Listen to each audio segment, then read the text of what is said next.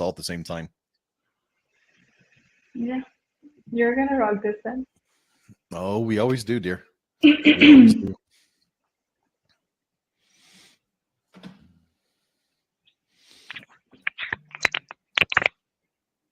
All Oh, right. Looks like we're there we are. live.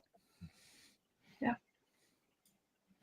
So, hello everybody, and welcome to today's live session on behind the scenes, how top companies develop their MVPs. I'm Rahima Wasti, your host for today, and I'm thrilled to be joined by Philip Cutting, the visionary founder of Land for Dev. We're here to dive deep into the fascinating journey of developing a minimum viable product or MVP and share insights that can help you in your own entrepreneur ventures. Philip, it's great to have you like always. Oh, thank you, dear. I'm so excited to be here and share some of my, I think, hopefully valuable and insightful thoughts on MVPs and helping our audience on this topic. For me, it's a super fun and very critical topic to really nail down. And it's really where a lot of the fun is. It's where you meet the Wild West. Great, that sounds fun. Philip, let's start with the basics. Can you explain what is an MVP and why it's crucial for startups, established companies alike? Okay, absolutely. So an MVP or minimum viable product is Mm-hmm. essentially the most pared down version of a product that can solve the Right. core problem for its users. And it's crucial because it allows companies to validate their ideas with the minimal resources gathered and to gather user feedback. And the most important thing is it allows you to iterate quickly based off of Mm-hmm. real user feedback.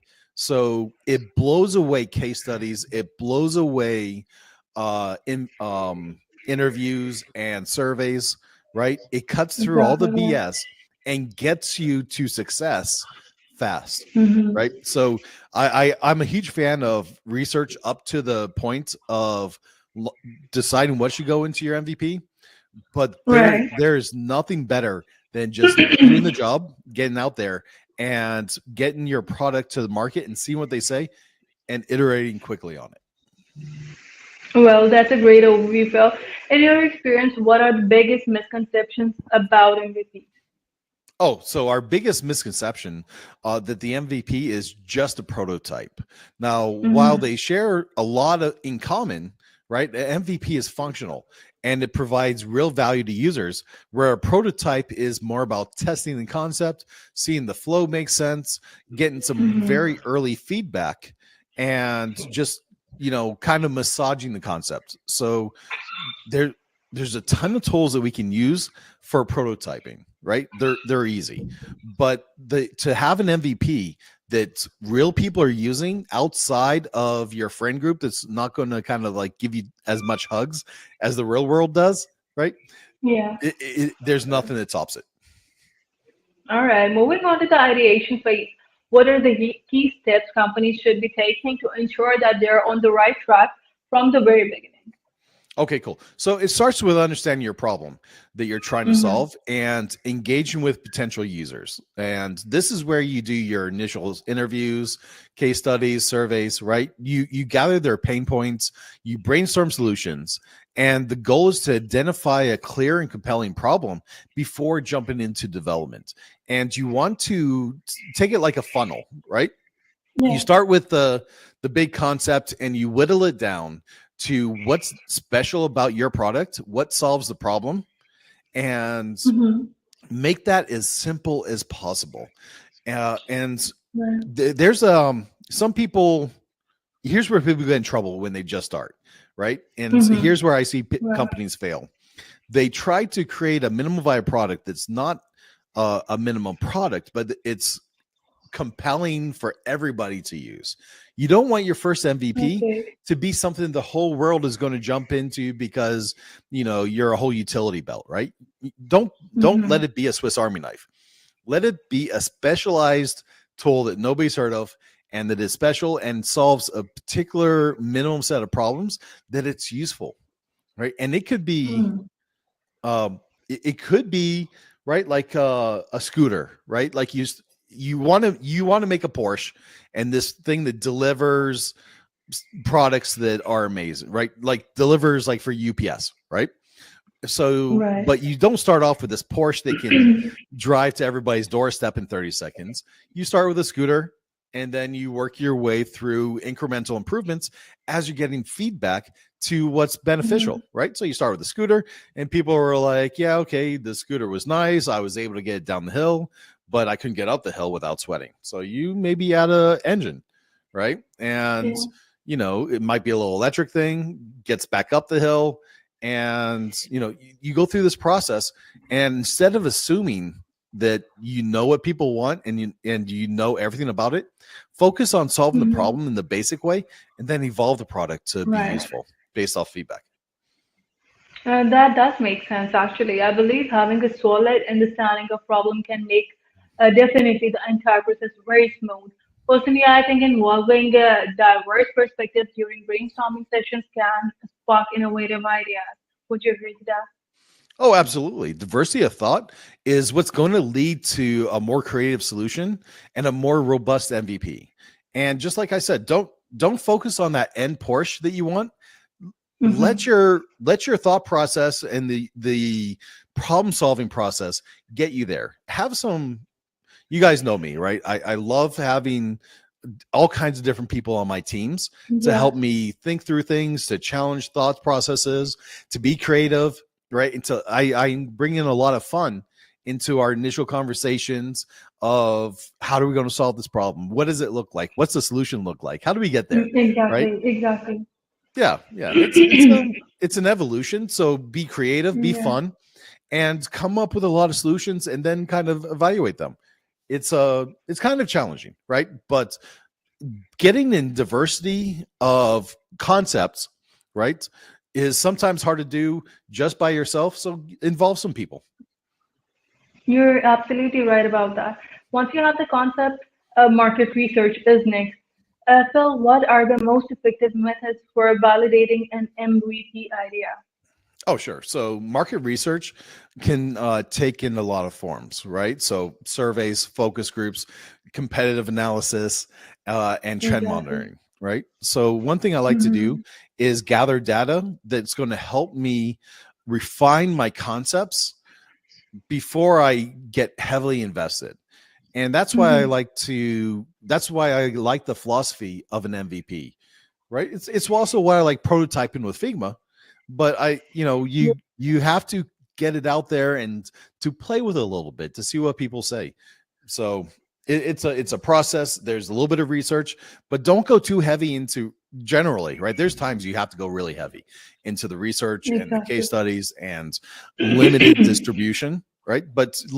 look at what the risk is when you go to market and see if there's Yes. possible damage to brand, distribute it in a limited ways, and just kind of at least for the first short period of time, get into a few users' hands as basic as possible, as quick as possible. Exactly. Then I found that tools like Google Trends and social media listing can provide definitely a real-time insight into what potential users are interested in. Have you used these methods, Philip, already? Oh, definitely. Yeah, these tools offer amazing insights. And there's a whole set of tools that help you to do exactly what's called social listening or media listening that's looking Mm-hmm. for trends. Google Trends is a great tool. I use it myself. I also use tools that there's Google tools that help look for keywords and articles that are going out Great. coming out to see if they're relevant to your concepts. So use all those tools to make sure you're staying abreast of just what's happening out in the social areas on Reddit, just in the news, right? Right. It's easy to do. Easy to also get lost into that. So I wouldn't spend too much time on it. I want my clients and our audience to focus on solving the problem, but get a little bit of input from that's out there to just spark the creativity. Great. You are absolutely right about that. Now let's talk about defining MVP features. How do companies decide which features to include in their MVP? Okay, so I start by identifying the core functionalities that address the Mm-hmm. primary problem or two problems that we're trying to solve. If you find you're trying to solve for 3, 4, 5 problems, you're probably overdoing it, right? Try to narrow it down to one real problem that's very specific. And you want to focus on delivering value with the least amount of effort and resources. And it's really comes down to prioritizing the features that Exactly. are essential for solving that user's primary pain point that you're focused on, right? It doesn't have to be the most significant pain point in their lives, but it has to be something you can solve really well.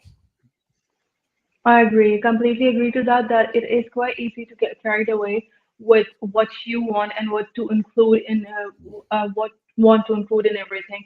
But keeping it as simple is definitely the key. From my perspective, staying user-centric helps keep the focus on what really matters. What are your thoughts about that?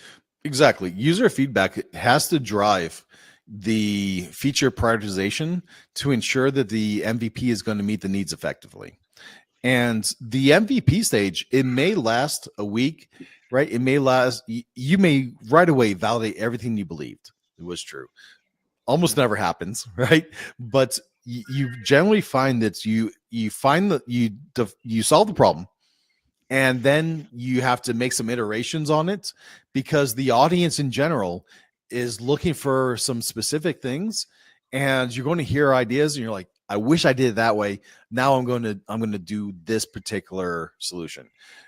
You can't just assume that best practices are going to support your Right. audience, right? Best practices are there based off of science, based off of common norms, and they help you get to a place where people are okay with giving you feedback and to interacting with it. But you need that real interaction to get the real value and support your clients in meaningful ways. And you can't rush it. It takes time. You can do it quickly, but don't try to skip the stage. Definitely. Once the features are defined, it's time for prototyping and wireframing. What are the best practices of the stage? Oh, sure. So prototyping and wireframing, of course, essential visualization tools that help identify potential issues early. And Mhm. I also like that they help you identify flow and confusion, right? So when you're going through the prototype, it helps you see where things are confusing, because you know your product, you know how you solve problems, but when you see it in front Exactly. of you, it suddenly becomes solid, and you understand how you're communicating your concept to the world, especially to your developers, right? Uh, who's your first audience. So while they won't be your last audience, you got to get your point to them clearly. Prototyping is amazing. I love tools. I love Figma, right? And there's other amazing Yes. tools, Sketch, Adobe XD, a ton of other prototyping tools out there. I tend to stick with Figma, Yes. but I'm flexible on that, and it doesn't. I'm not going to say if somebody said, "Hey, I use Adobe XD," and I'm not going to say, "Yeah, you're a terrible prototyper." I just going to feel like it's lacking some of the benefits of user interaction and the modeling. But some of my Exactly. best designers, right, love Mhm. Adobe XD. So because there's so much experience in there, I absolutely do not poo-poo it, right? It was funny. My kids are Okay. going to be laughing when they hear this. I finally said poo-poo on a live podcast. Yeah, it's fine. Kid does that. Yeah. I think involving stakeholders early can prevent a lot of headaches down the road. Plus, tools like Figma make collaborations really easy and efficient. How do you handle stakeholder feedback?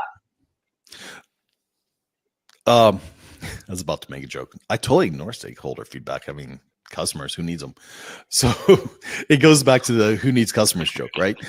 It's really Yeah. about regular check-ins that allow them to view the product in a simple way so that they're not wasting their time looking at things, and to make it so that you have frequent check-ins. You're showing them things that you're sharing the link for the prototyping model as it gets more mature into the design process, and get feedback that's actionable. And if you're not getting actionable feedback, ask them to comment on things, ask them to prioritize feedback that you can take action on. And by the time you're into the prototyping stage, you shouldn't be making big decisions anymore. It should be when I Right. see this, I feel like it's not right. I need to go back to a discovery process a little bit and see what's the problem. I need to iterate with this. I have to see why this is making me uncomfortable and to get Right. feedback from my audience, maybe case Mm-hmm. studies or some, surveys or whatnot, or just ask a couple opinions. And these tools just make it so easy to do that. One thing when you're working with stakeholders, keep in mind the ones that are successful are so busy. You can't just send them like a whole Figma file, right? You have to Mm-hmm. either create a presentation for them, create a loom for them, or link them directly to the specific frames that you're looking to discuss. It challenges over, right? So you have frequent check-ins. You go through the process, and you're iterating, you're Exactly. improving as you go, and you're trying to make it so that your client is moving fast, thinking quick, but also has time to reflect later and come back to what you discussed if they have that intuition that they need to think of something. So I recommend Right. direct links into the Figma design. That's why I love Figma. They can comment on it. You can make Mm-hmm. quick updates. It's a powerful tool, but check in quick. Right. Just try to make sure that Yeah. they have communication. For stakeholders, the big challenge that I see for stakeholders is Mm-hmm. that until they become comfortable with your process and you build trust with each other, there's a lot of Exactly. questions. So let them ask those questions, but guide them through the process in a way that saves them time. Because like if I was teaching a class on design, right, and if I let Mm-hmm. everybody in the class ask questions in the beginning of the class, they may ask all the same questions I'm going to answer in the first 5 minutes, and nobody's going to feel very satisfied because there's chaos, right? So a little bit of structure, and then questions, and then direct resources that show things. Tie them all together. It speeds things up. Exactly. That completely makes sense. Let's move on to the development process. That's the next part. How do you ensure a smooth development phase for an MVP? Okay, terrific. So there's a combination of agile methodologies that are effective for MVP development and that break down Mm-hmm. projects into sprints and sets clear goals for each sprint, right? So Scrum is one of the powerful ways to start a project. If you're looking at having more flexibility into the design process, if you prefer, if you have a good process, if you've defined everything up and you don't need to do a lot of changes, agile Kanban is a bit more appropriate in this case because you have quicker delivery of products and less reviews of those products, and you evolve the products over time into a massaged product.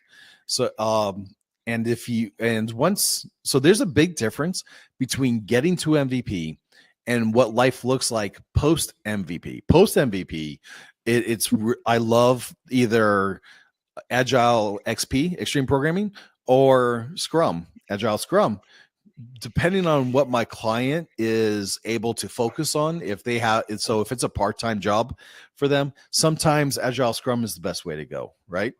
If they are really engaged and you like the team is just jiving and they trust the interactions and they have the budget to get the product out there, get the user feedback, and need very quick iterations, the extreme programming methodology of agile to me feels more natural. But I'm not from the fanatics that say even agile is the totally best way to do it. It's just a great way to organize it and to use some common vocabulary. Great. I've seen the benefits of agile methodologies firsthand. It keeps the team focused and flexible. What challenges have you encountered during development and how do you overcome them? Oh, sure. So the biggest challenge that we run into tends to be scope creep. And Mm-hmm. this is when you have unforeseen challenges that you want to solve for, and it's totally natural, but it's so there's scope creep where the client asks for changes, and then there's process creep where the developers over engineer the app, right? And they both kind of turn out the same thing, where you bring in more than you need for the MVP, and you end up becoming misaligned with the product plan that you've created, right? So sometimes it makes sense. Sometimes you do have to be flexible in this, but you should, in my experience, get that MVP out there and do the research into all those things that you want to change and test them out, right? Think if you did a thorough discovery and development process, development process before you started, then you probably solved for a lot of things. And now you're kind of dealing with buyer's remorse or just second guessing yourself. Go with that, get it out there, and then get feedback as quick as possible. Because as soon as you start changing things, you introduce a lot of unintentional chaos and you lose the discipline of your agile methodology. Now, agile does mean that you can change things as you go, right? But there is a place where flexibility can really set you back. There's nothing wrong with slowing things down if you realize that you're wrong about things. But make sure you're wrong about things before you start second guessing yourself too much. Trust yourself, right? It's just like when you're doing tests. Exactly. Absolutely right about that. Testing and iteration are next. What strategies do you recommend for the space, Phil? Awesome. So user testing is invaluable, right? So get the MVP into the hands of the users and gather feedback. And that is going to make it easy for you to plan your iterative improvements. And automated testing tools, along with continuous integration, continuous development processes, are really going to help you get these changes out there quickly. So don't be afraid to get bad user feedback in the beginning, especially where you are doing a limited release and you're not really well known out there just yet. Get it out there, do limited distributions, test a little bit, and see what people are saying before you second guess yourself. Exactly. Feedback loops are definitely crucial. I think continuous testing and iterating based on user feedback can significantly improve the product. Any specific tools you recommend? Oh, sure. So tools like Selenium for automated testing, GitHub and AWS both have powerful integration, continuous integration and continuous deployment tools. And user testing for gathering user feedback is quite effective. A really good QA team that's separate from the development team and has different skills than developers, right? It is also real powerful. A lot of times we'll use our developers for QA or our project managers for QA, but at some point you need to work in professional eyes that are used to looking at the user experience and go through it and see if it makes sense. I sometimes like to bring my designers back in after we've gone through some of the MVP process and make sure that we're still on track with me consistent with the design, that there's a good user experience. It's really easy to start iterating on user feedback and fall away from your design concepts, start pulling away from the best practices for user experience, because a lot of the times people fail to go back to the designers when they're making changes, right? Especially if you're doing really quick, small changes. So just every once in a while, bring in your UX professionals, your user experience professionals, and make sure things are still jiving and making sense, and see if they need to massage things a little bit. Great. Let's discuss the launch strategy now. How should companies approach the MVP launch? Oh, sure. So just start with a soft launch to a limited number of people, just a small audience. Maybe your super fans, maybe your early beta testers, right? Maybe you have a sign up list where you say I'm only going to take 5, 1, 10, 100 users per day, right? Until we get to a critical mass. And this is going to allow you to gather real-time feedback and make necessary adjustments before a wider audience is able to leave massive feedback or to kind of like allow the market to kind of sway your reputation. Get a little bit of user feedback, and people realize when you're doing early testing and releasing, and they're generally very responsive to that. Right. So if you have a sign up list And you're saying, hey, I'm taking in some people to be early beta testers, right? I'm looking for my super fans. I want honest, critical feedback. I'm going to take and apply it. When people see you doing this and you're applying it, you're changing it, you tend to get amazing feedback and you build your super fans. Exactly. I believe having a phase launch can definitely mitigate risks and provide valuable insights. What's your take on marketing during the MVP launch phase? Oh yeah, so marketing should be a focus on early for early adapters, right? And those are going to be Exactly. people that can give valuable feedback early in the development cycle, in not development cycle, right? Because MVP, once you release your MVP, you're not in the early development cycle anymore. But as far as your business cycle goes, it's still early in your business cycle, right? So highlight the unique value Hmm. proposition of the MVP and create buzz around this, and to help modify its enhancements, use uh, YouTube and LinkedIn and Instagram and whatever is like the primary kind of audience that your app would use. Go in there and also drive some buzz for it. And there's a lot of ways to get that staged release, right? But marketing is a critical step that you have to consider early on to make sure that you have the budget for it. You make sure you plan your pre-launch, your launch, your post-launch practices, and you tie that into how you build your brand. Exactly. After the launch, what should companies really focus on? Oh, sure. So post-launch, it's all about gathering user feedback in a metric that is not looking at individual feedback in general, but you're trying to analyze performance metrics. You're trying to see what multiple people are responding to. You're looking Exactly. at patterns on heat maps, right? And you're looking for confusion. You're looking for how effective is your metrics for your sign up process. Are people having a hard time going from sign up to the paywall, right? Are people going past your paywall? There's a lot of metrics that you're starting to get mass information about now, and you're applying it back, and it's okay to have a strong launch, right? And to get feedback quickly and to iterate over that.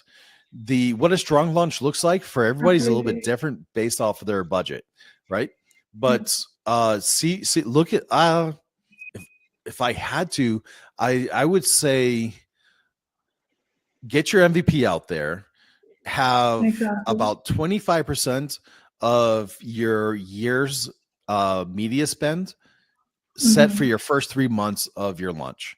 Right? Some of that is going to include your pre-launch, your launch, which is I consider 1 or 2 weeks for a launch as a launch period, and then your post-launch generally after that, 2 weeks, definitely the following month, right? And realize your marketing, it can take really 3 months to really kick in, especially on Google, on some of the larger platforms, Meta, right? You can pay to get things going real fast, but it still takes a while to build up that reputation and to hone in on your effective campaigns.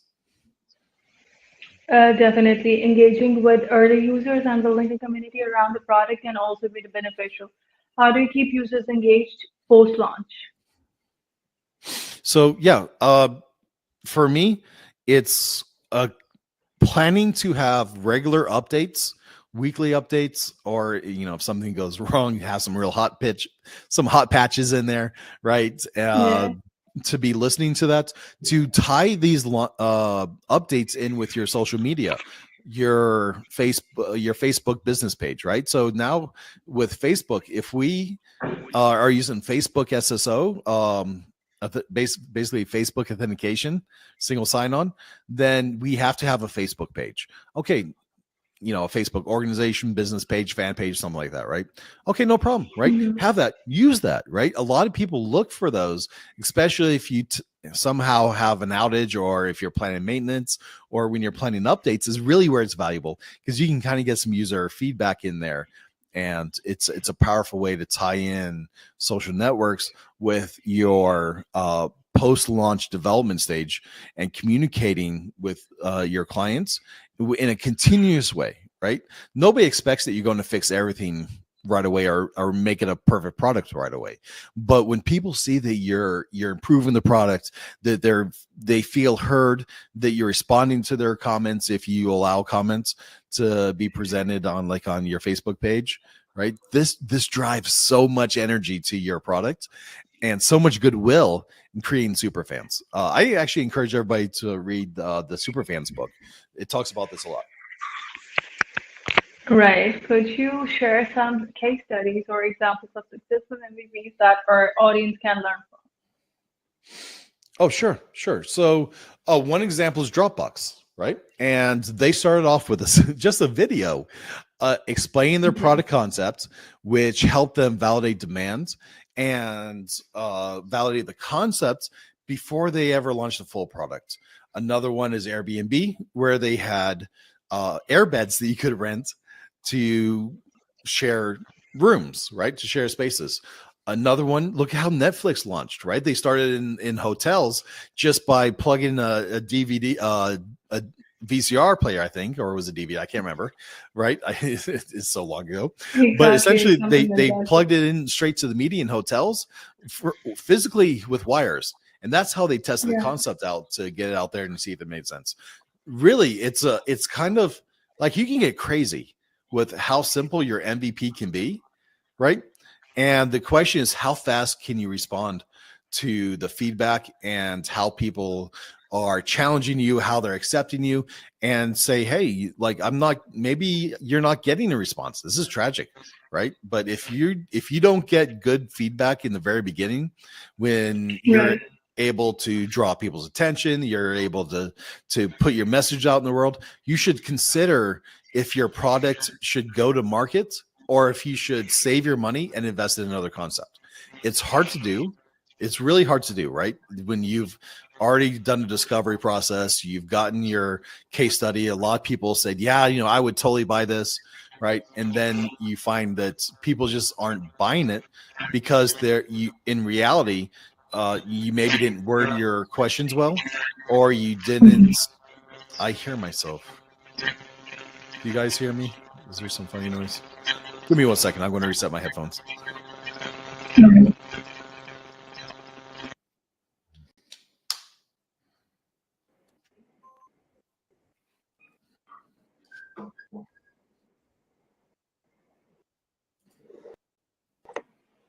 Okay. Oh, that's better. Let me see. How do I sound? Can you hear me, guys? We are unable to hear you.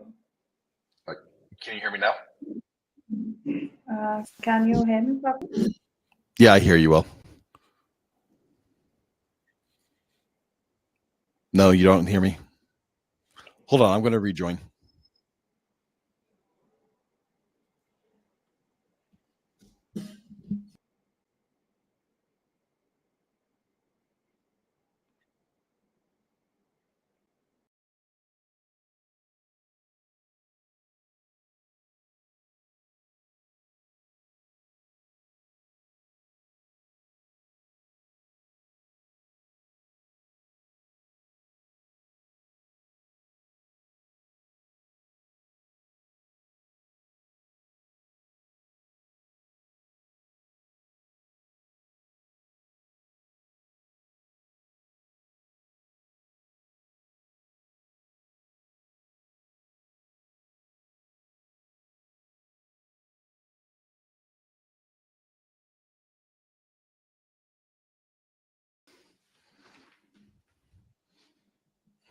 Can you hear me?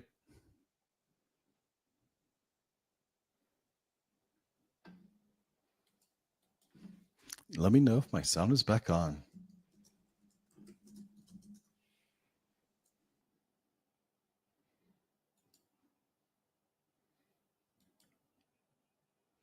Can you hear me properly now, Phil? That's good. Okay, terrific. Yeah, I hear you. So let's move on with the next question. And those are going to be the question that will be asked from the audience side. Will that be okay? Okay. Oh, sure. All right. So the first question is, how do leading companies balance short-term goals with long-term vision when developing their strategies? Okay, so balancing the short-term goals and the long-term objectives starts by understanding the path of where the target initial MVP is going to get you in the future. So if you focus on the right problems, then it becomes natural to get you to your future product. And sometimes you have to sort out a bunch of the nice to haves that are, things like, if I added this, I'll get more users. Or if you catch yourself saying this, then, grab a beer and sit back and think about it. If I added this product, if I added this feature, it would be like a whole nother app that people use anyways, so they can just use my app anyways, right? I hear this like a third of the time, and I'm like, okay, cool, this is true. You bring extra value, but is it solving the core problem, or are you polluting the user's experience? And on top of that, are you really going to be able to excel in that market? And is that your target audience, right? So if you're diluting your product with a market segment that is not your core value proposition, are you building value, or are you driving downloads and interest away from this and causing yourself long-term damage? It's a hard choice to make. I generally prefer to stay focused on the product and making sure that product really delivers value, and that you're able to build and get velocity for that, because that's what investors are looking for. If you have a music app and you build in an alarm clock, okay, great, but you do have an extra feature, but are you alarm clock now? Or are you a music streaming app? What are you, right? So focus on knowing what you are, not to cause confusion, and it makes it easier for you to raise funds, from what I've seen. Great, that was great. And how do companies validate their ideas before proceeding the development? So from what I've seen, the best way to validate your concept is to start with defining it well. And in your discovery process, make sure you understand your business value proposition, make sure you understand your product value proposition, and make sure they're online. Check out your customer segments. Do a little bit of it. Do some interviews. Do some surveys. Right, and it doesn't have to be a lot. Normally, you can get enough feedback from your friends on Facebook or Instagram, or any other kind of like artistic or creative space, depending on what your product is. If it's more professional, there's a lot of ways to make LinkedIn posts and see if that gets traction. If that's not doing it, there's Reddit, or a Medium is a blogging post you can use to get some kind of feedback out there. Worst case, go on SurveyMonkey and see if there is if you're able to kind of pay for surveys, and if you're getting a response that you're looking for. Once you've done that, I wouldn't go into case studies unless it's a high there's a lot of risk, or there's a high spend on the product development for the MVP, and just get that MVP out there and see how people respond to it. Get in people's hands, see how hard it is to market the idea, see how hard it is to get some Google ads going and some Facebook ads, see how hard it is to pay for direct Apple Store or Google Play Store downloads, installs, right? And just kind of go through it iteratively, and just minimize the risk that you're facing by creating that most simple version up front. But for me, there's a lot you can do in that discovery stage to see if it makes sense, but you'll never know until you get it out there. So don't spend a lot of money and time on the initial discovery stage and validating the concept from people's feedback.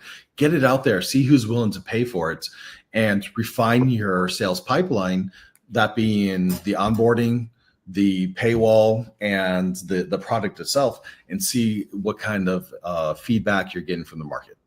The market is king. They'll always let you know. And that was great, makes sense.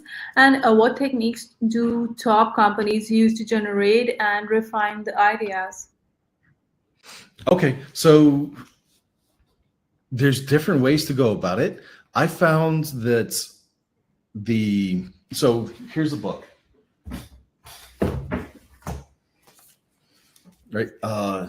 Business model generation, right? They also have value proposition design, and it has a design process for businesses and your value proposition that the top companies use. A lot of top companies use, and the problem is it can take you months to go through that, right? And it can be expensive. So there's a difference between what the top existing businesses out there require to get a product out the door or a change out the door versus what a small agile company can do with a couple entrepreneurs and a real down to the earth and focused MVP and a little bit of marketing to see what the results are going to be. There's that balance. You should, in my opinion and experience, iterate quick, as long as there's not a big risk, right, to your brand reputation.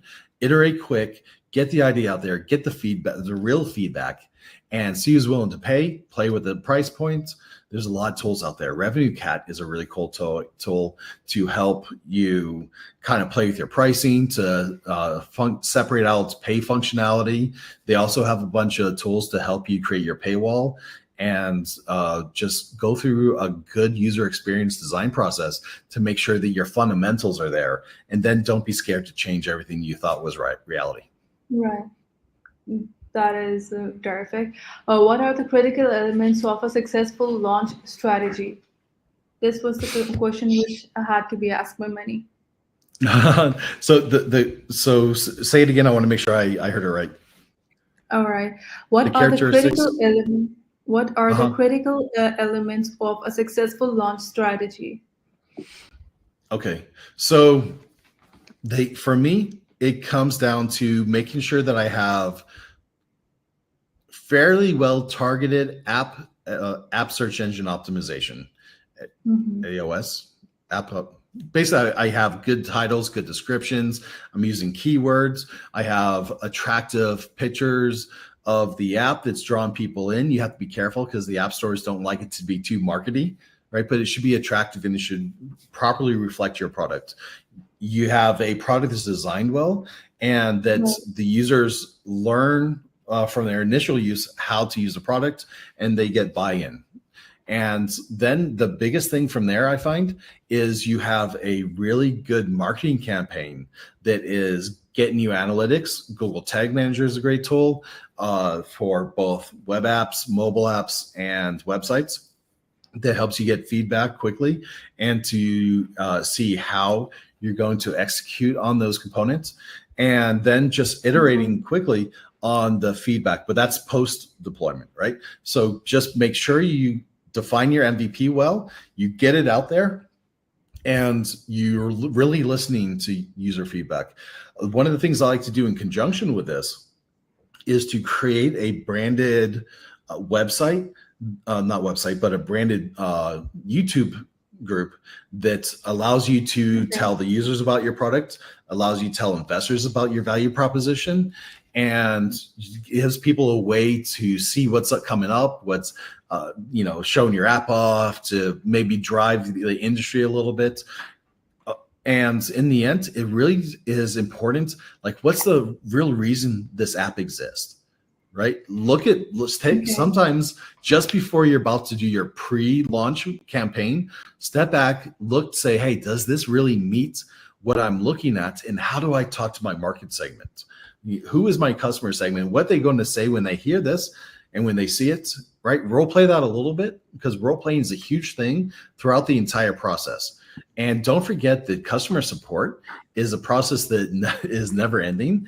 And it's really good for the CEO to get involved in occasionally the low end sales, because a lot of times you have to have a sales team to get the product out there, to tell the market what's great about it, to call businesses and say, hey, would you like to be a part of this initiative, or to call your target segment. It all depends on what's the mission of the product. And there's different processes. Largely it depends if it's business customer or business.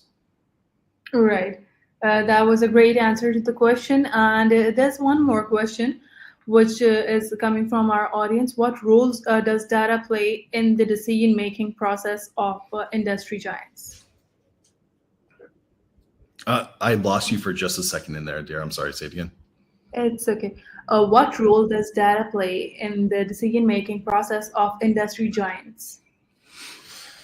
Oh, that is so important. So there's different stages of data gathering. There's the pre-discovery data gathering where you're testing your ideation, right? You're Right. seeing what concepts you have. You're getting general market data out there from maybe Statistica or research papers or published surveys, right? You're looking for information that's already readily available, and you're kind of testing your ideas. Once you have that refined some, you can go out there and use your prototypes, get real user data, and then you can kind of do surveys, start creating your own data that's directly correlated to your product. And once you're in pre-launch, launch, and post-launch, you're getting actual user data that's for people that are using the app, and you're using your Google Analytics or Hotjar or you name it, right? There's a lot of different analytic sources that are out there, and they all have their strengths and weaknesses. And just kind of have whatever it is, your team should be prepared to look at that data, to be learning from it. And the problem with data is sometimes you have to meditate on it. Sometimes it has to marinate a little bit before you can understand it. The more senior guys I've seen, one of the consultants I work with, Joanna, amazing woman, has such a talent to look at the data and to ask questions, get quick surveys out there, and just make amazing correlations. It's a whole department of science, but just going through the steps in a simple way is super helpful. There's a course on Coursera that's you can do that's like fairly inexpensive. I think it's like $6 a month or something, that teaches you basic analytics and the mental process to look at data and to learn how to develop that. But even if you're not feeling like you can, be a data analysis, don't worry about that. Just start looking at the data, look at the patterns, meditate on it, and you'll be really surprised what your own creativity is able to pull out. And finally, don't forget our AI friends out there, right?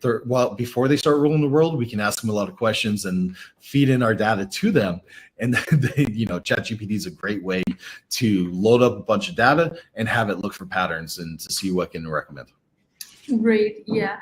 And the next question is on LinkedIn. That is, what criteria do companies use to prioritize features for their MVP? Good question.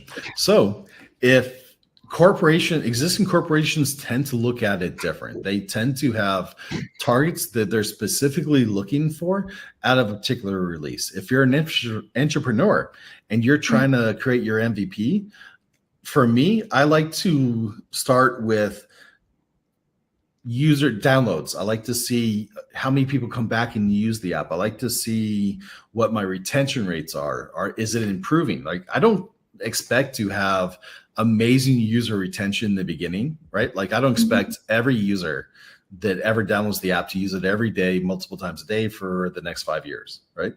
But I do hope that maybe I go from 20% 1 month to 22.5% the next month, and to 23 or 24% the following month. I just have that continuing going up and refining that process. It tends to take a team to really do that well. You have to have people that are committed to looking at the user feedback, to be creative, to be doing split testing, right? And so when you have those key metrics, those are the key metrics. Of course, there's more serious ones like how many views am I getting, and how does that reflect in sales if your goal is selling a product. You have to look at what the reason for the app is and how the data is applying to that, and how you could step back from it and step into it from the data. It takes a little practice to do that. So the initial metrics I gave are fairly good ones, but don't get lost in the vanity metrics like views or hours on the app, or some of the things that like are just really good, feel good, popular things. Make sure it's going back to the objective of the app and the company, and that it's focused on producing those results rather than just a lot of the feel good metrics. Great. And now we're going to take one last question from the side of our audience. That is, how do companies manage risk and uncertainty during the launch phase? Yeah, so there's multiple ways to do this, and it kind of depends on how significant that risk is. So if it's very significant risk, I think you start with some really broad case studies, some use case studies. You get the MVP out there, and you don't release it publicly, but you get a group of people in there. You have them sign non-disclosures notices, and you share it with them, and you get the responses. And like Budweiser, if they did this with their marketing, they could have probably saved a lot of money, right? But they're not the only one, right? There's a lot of companies that make these fouls that should have put a little bit more time into seeing what was the results of their product variation or their media campaign. It's possible to both hurt yourself through poor development, and it's more likely to hurt yourself through poor marketing and messaging to your audience. So that's knowing this is going to help you plan how you should go and test it. I like to do split testing. I like to have the MVP out there, and I like to develop a modification, a small modification, exactly one or two components that I know exactly what they are, and to test those rapidly and see what the effect is. So split testing, A/B split testing is a great one. If you in the very beginning, you really are looking at like heat mapping and your analytics to see how people are responding, if they're hopping or not engaging or uninstalling quickly, right? See how far into the app they've got before they did this. And I think for me, one of the biggest things is using your intuition, but when you look at actual people using the app that are not your close friends, find somebody that doesn't love the heck out of you and is not going to put a big filter on there, and just watch how they use it in unguarded moments, right? Just say, hey, can you sit here, use it? I'm going to sit over here and give you some space. And afterwards, I'm just going to ask you a few questions. And the questions are, how was your experience? What was your favorite thing about the app? And, maybe a couple other things depend on, what you thought about this functionality of whatever feature, right? And help set that ahead of time, and then kind of working a few little surprise questions in there, not trying to catch them off guard, but to see how they respond from questions they were prepared for to questions that they weren't expecting, and also see how happy they are to answer that, right? So there's a science to asking good questions. Also takes practice. I wouldn't worry about that much as I would saying, hey, am I coming off as an independent questioner, or am I coming off as somebody who's too invested and looking for specific answers? Yeah, you're quite right about that. And thank you so much, Phil, for sharing your expertise with us today. We've covered a lot of ground, from ideation to all the launch activities, and I hope our audience found it as insightful as I did. Thank you, dear. It was a real pleasure discussing the core aspects of MVP. It was really fun to dig in here. I hope the audience can go and create their own MVP now. And I would love to hear anybody's specific questions on projects that they're working on. So if somebody comes in here and pings me to check out their MVP, I'd be happy to check that out, and maybe even challenge a couple guys to have me walk through their MVP and see what I think about it. And that would be great. So thank you so much, Phil, for sharing your expertise with us today, and thank you to our audience for joining us. As we always do, if the session was valuable, please like and subscribe to YouTube and Facebook channels for more insightful sessions from Line for Dev. Until next time, stay safe and secure. Happy MVPing, guys. Take care. Goodbye.